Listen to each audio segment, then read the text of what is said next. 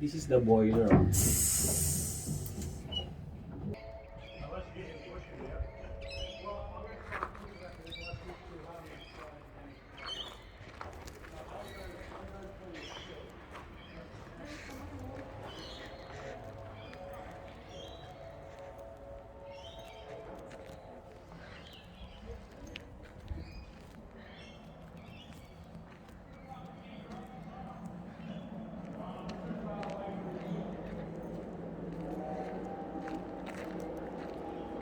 What?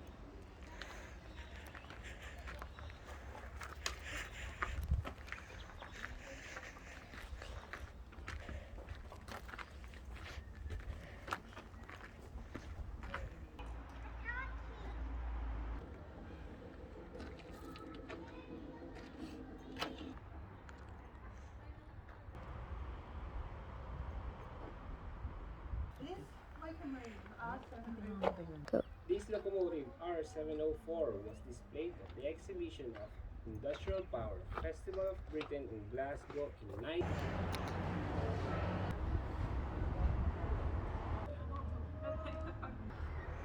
Come on.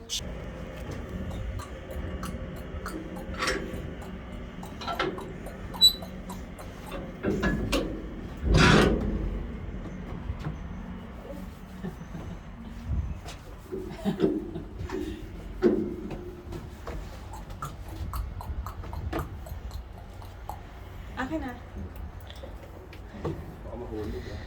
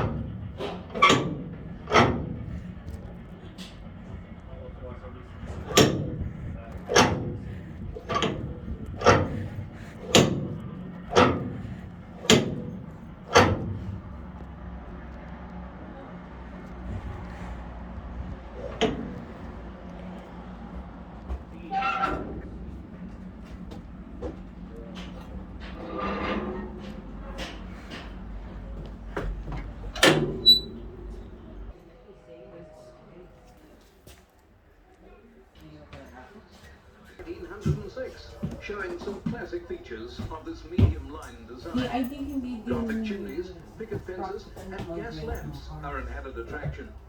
So is the station master's creative pebble garden.